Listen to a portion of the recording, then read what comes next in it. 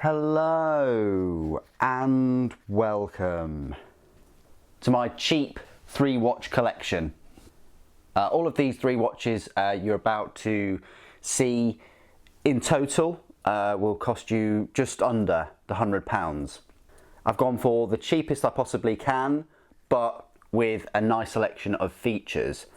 So if you want 3 watches for your collection and you have a budget of £100, then these are the 3 that I would recommend. I do have an affordable watch collection recommendation video coming soon, and I toyed with the idea of calling this the affordable watch collection, but I think affordable is more of a personal term in terms of what you deem affordable. Now these 3 watches I'm about to show you are cheap, but you know, for a lot of people they may be affordable. It might just be affordable just to buy one watch. You can find the time everywhere nowadays, but I've certainly felt humbled over the past few years observing people's renewed interest into wristwatches. So the first watch I would recommend, you can pick this up for about £10, is of course the Casio F91, and all of these 3 watches I'm going to show you are all Casios. Casios are cheap, but they're also affordable, and I think with Casio they go hand in hand.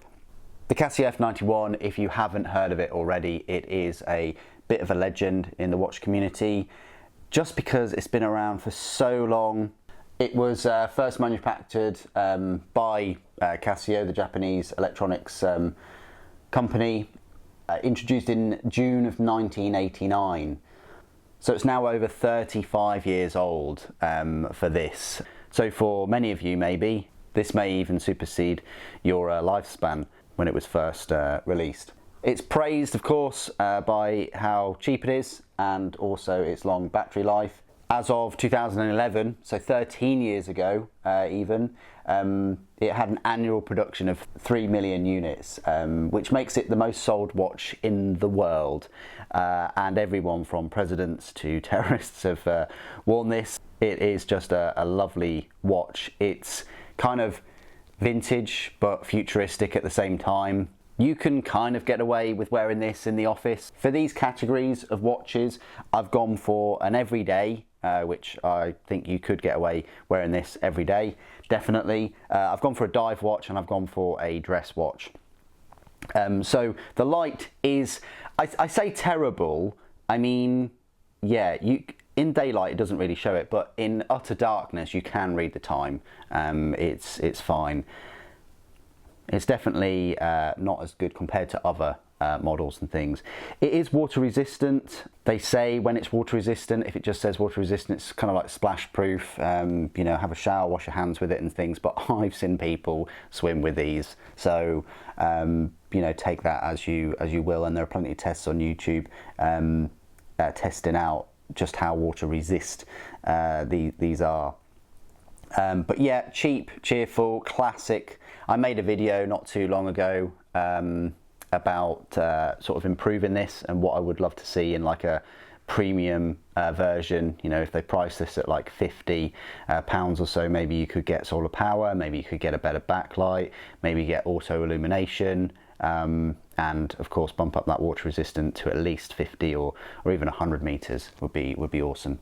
But yeah, that's the god tier, the classic Casio F91. They do come in lots of other different colors, but as it's my recommendation for an everyday watch, I've just gone for the standard classic look.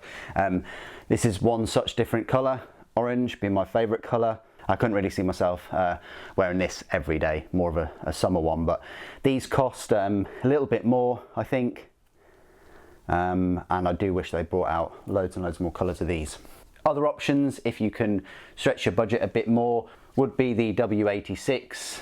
This has a way better backlight, if that's your thing. It's got the electroluminescence, and then it's got a proper water resist 50 meters. It's got vents as well all over it, and it's not that much heavier.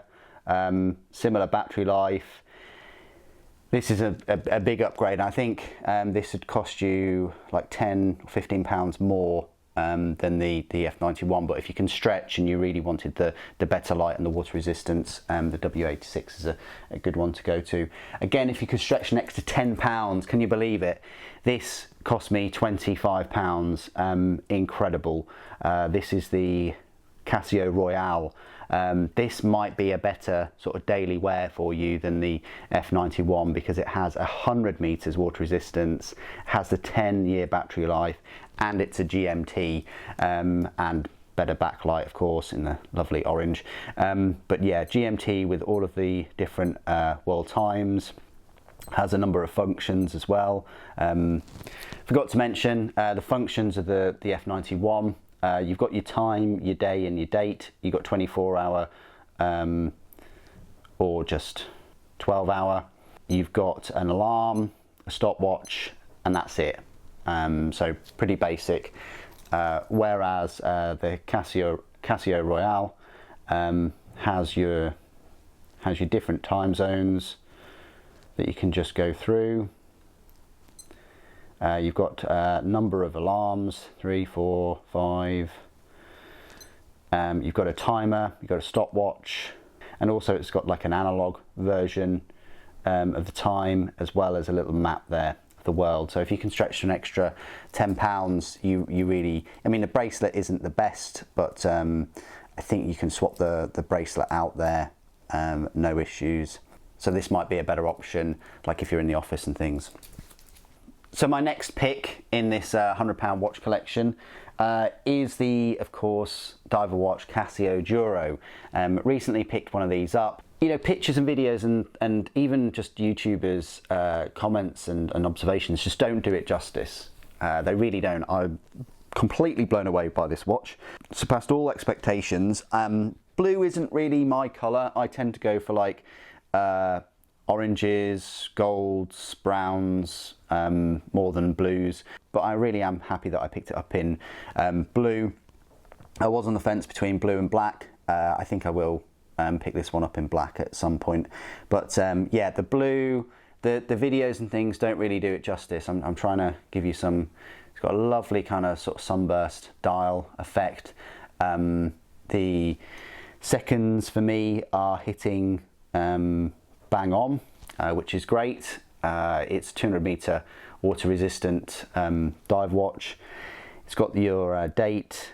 The loom is all right, nothing to write home about, but it's got a loom pip as well. The bezel moves the 120 clicks. There's a bit of backplay, but you know, for the money, one of these for sort of £50 or so. It has a screw down case back. I mean, that's incredible. You know, you have to start spending a fair bit of money on Casio GShocks to get the screw down case backs. You've got a crown guard there. It's quartz, of course. You know, battery life again, lasts you quite a few years.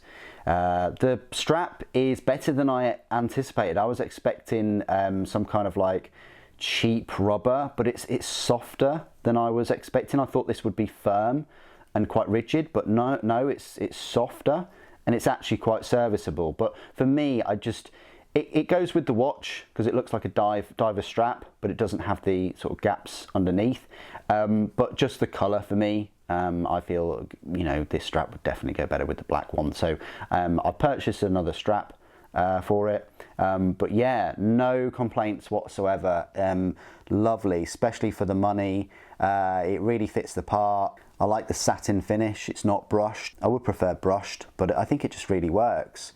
You've got the Marlin logo etched into the back. Yeah, just incredible watch. I can't recommend this enough. If you're looking for a dive watch and you've got a budget of like 50 quid, the Casio Duro is a very good pick.